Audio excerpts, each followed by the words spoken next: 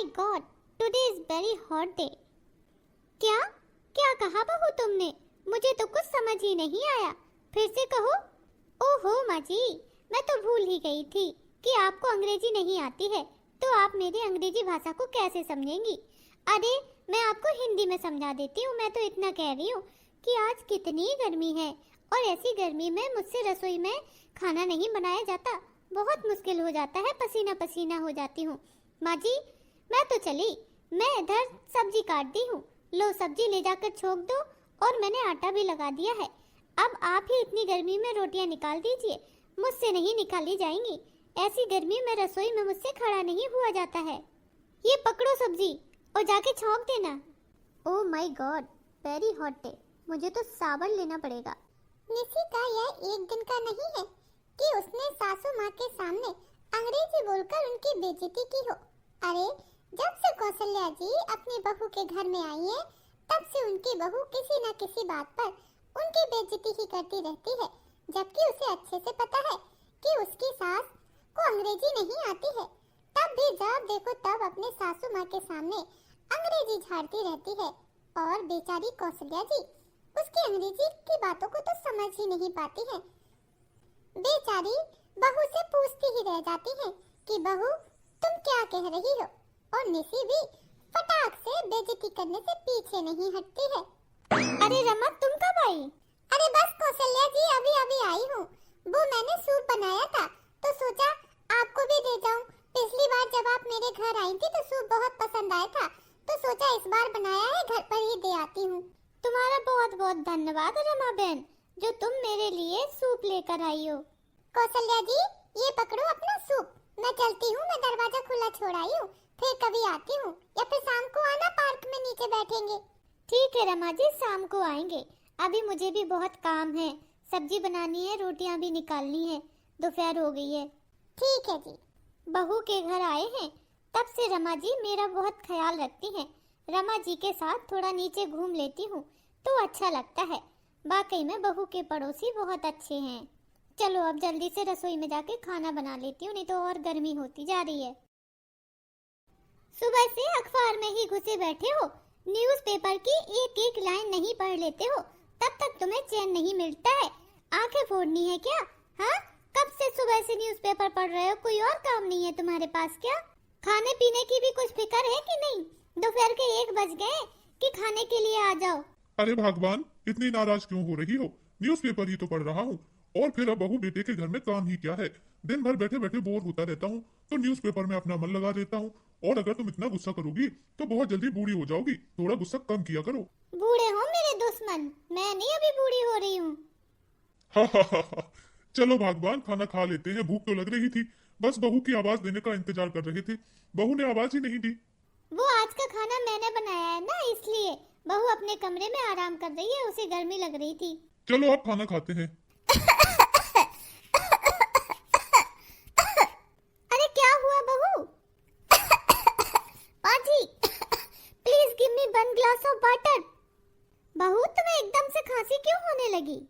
अरे माँ जी please give me 1 glass of water. माँ, निशी को पानी दे दो। अरे हाँ हाँ बेटा, मैं पानी ही दे रही थी, लो निशी पानी पी लो। हाँ अब थोड़ा ठीक लग रहा है पानी पीने के बाद। माँ जी तुम्हें समझ में नहीं आता है, मुझे कितनी तेज फंदा लगा हुआ था, कब से पानी मांग रही थी। 1 गिलास पानी नहीं दे सकती हो तुम? हाँ, चाहे मैं मर जाती बिना पानी के। वो बहू मुझे समझ ही नहीं आया तुम क्या बोल रही हो अंग्रेजी में। ओहो, मैं बार बार कैसे भूल जाती हूँ कि तुम्हें तो अंग्रेजी का ABCD भी नहीं आता है, तो मेरी इंग्लिश को क्या खाक समझोगी?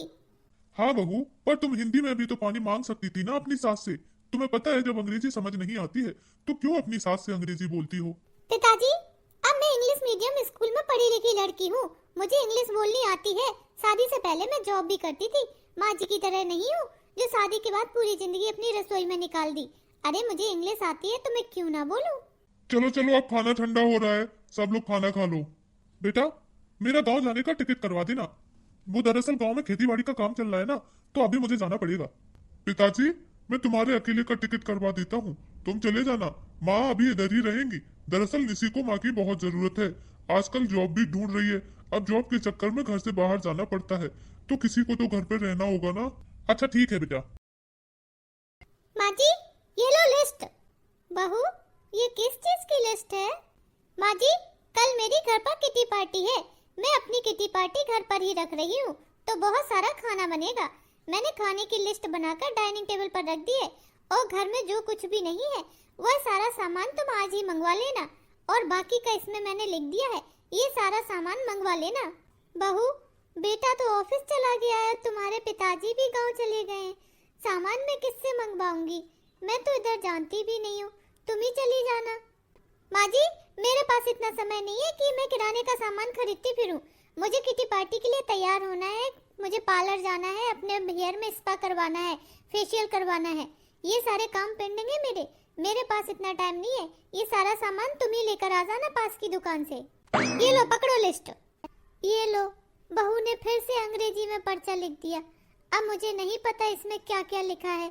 कुछ जरूरत का सामान जो मुझे कल खाना बनाने में जरूरी पड़े, ना हो तो कहाँ से लाऊंगी मैं? इसमें तो मुझे कुछ भी समझ में नहीं आ रहा। काला अक्षर भैंस बराबर। बताओ, अब मुझे तो टेंशन हो रही है, मैं कैसे लाऊंगी दुकान से?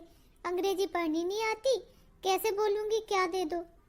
कोई बात नहीं, मैं दुकान वाले को ही पर्चा दे दूंगी कि इसमें जो जो सामान लिखा है वो दे दो मुझे।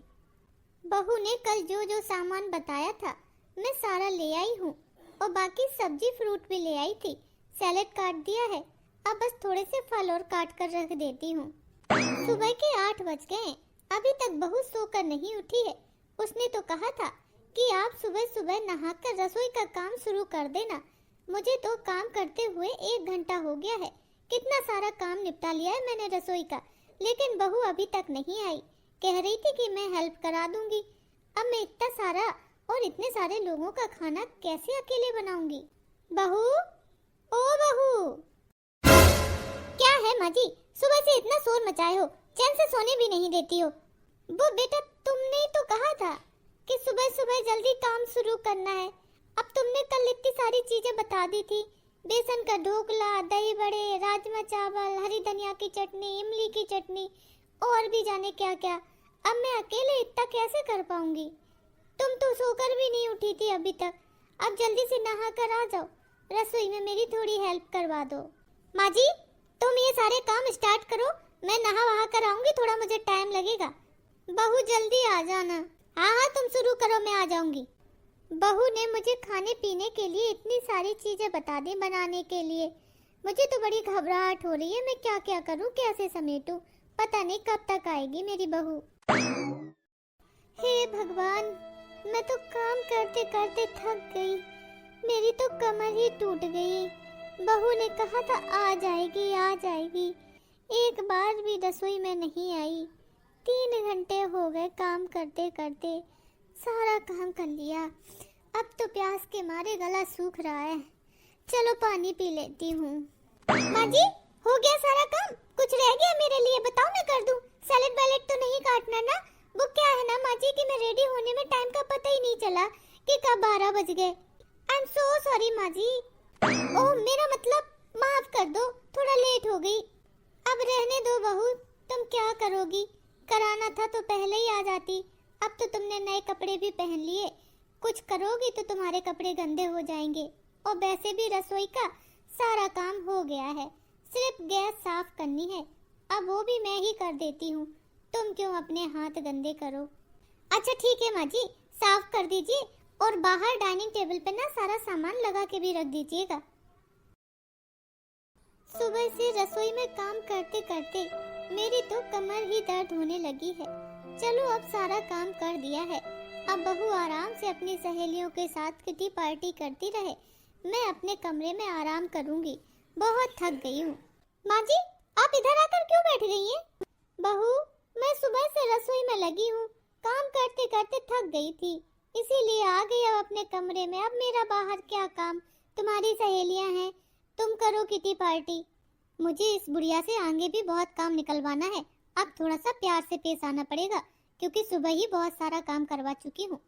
चलो अब अच्छे से बात करती हूँ इससे, तभी ये काम करेगी। हाँ माँ जी, ये बात तो है, थक तो गई होंगी, फिर आपने इतना अच्छा अच्छा खाना बनाया, आपके हाथ में तो बहुत स्वाद है माँ जी।